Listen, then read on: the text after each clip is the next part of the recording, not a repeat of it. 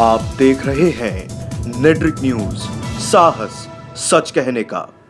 सबरीमाला मंदिर में स्त्रियों के प्रवेश पर विवाद रुकने का नाम नहीं ले रहा है। आपको बता दें कि देश की ऊपरी अदालत यानी कि उच्चतम न्यायालय ने सबरीमाला मंदिर में स्त्रियों के प्रवेश पर मंजूरी दे दी थी, जिसके बाद सुप्रीम कोर्ट में भी इस आज़ादी के खिलाफ याचिका लगाई गई, जिसे नए मुख्य न्यायाधीश रंजन गोगोई ने तत्काल सुनने से मना कर दिया। हालांकि इसके बाद पक्ष और विपक्ष की अपनी दलीलें भी दी जाने लगी, जहां इस मामले पर वरिष्ठ पत्रकार और राजनीतिक विश्लेषक डॉक्टर वेद प्रताप ने बड़ी बारीक समीक्षा की है। वैदिक ने मामले पर अपना रुख जाहिर करते हुए कहा कि सबसे पहले नए सर्वोच्च न्यायाधीश रंजन गोगोई को मेरी बधाई कि उन्होंने सबरीमाला मंदिर के मामले में लगाई गई याचिकाओं को तत्काल सुनने से मना कर दिया है। ये याचिकाएं इसलिए लगाई गई थी कि 18 अक्टूबर से केरल के इस मंदिर में हर उम्र की महिलाओं का प्रवेश प्रारंभ होने वाला है। सभी महिलाओं के प्रवेश का फैसला सर्वोच्च न्यायालय ने 28 सितंबर को किया था। इन याचिकाओं को यदि तुरंत सुन लिया जाता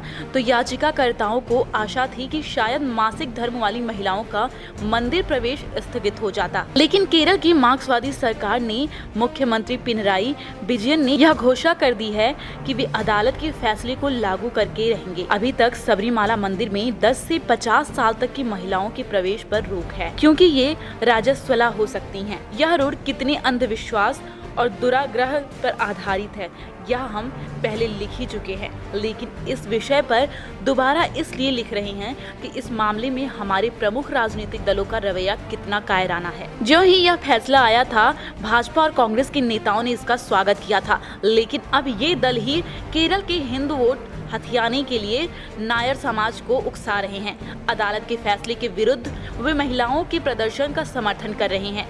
केरल की मार्क्सवादी सरकार के विरुद्ध उन्हें यह हथियार हाथ लग गया है। वे कहते हैं कि मार्क्सवादी तो नास्तिक होते हैं, वे अयप्पा के नैष्ठिक ब्रह्मचर्य को कैसे समझेंगे। वे लोग यह नहीं समझ पा रहे कि किसी राजस्वला स्त्री को देखते ही नैष्ठिक ब्रह्मचारी का ब्रह्मचर्य कैसे भंग हो सकता है, और फिर वह तो सिर्फ पत्थर की मूर्ति है। मुख्यमंत्री विजयन ने इस मांग को रद्द कर दिया है कि केरल सरकार इस फैसले पर पुनर्विचार की याचिका अपनी तरफ से अदालत में लगाए। अब केरल की भाजपा 5 दिन की सबरीमाला बचाओ यात्रा निकाल रही है। केरल कांग्रेस अपने ढंग से इस पाखंड का समर्थन कर रही है, क्योंकि इन दोनों पार्टियों का लक्ष्य एक ही है। इन दिनों पार्टियों के केंद्रीय नेता भोंदुओं की तरह बंगले झांक रहे हैं। हमारे साथ जुड़े रहने के लिए हमारे YouTube चैनल को सब्सक्राइब करें, साथ ही बेल आइकन को दबाएं। नेट्रिक न्यूज की खबरें सबसे पहले देखने के लिए।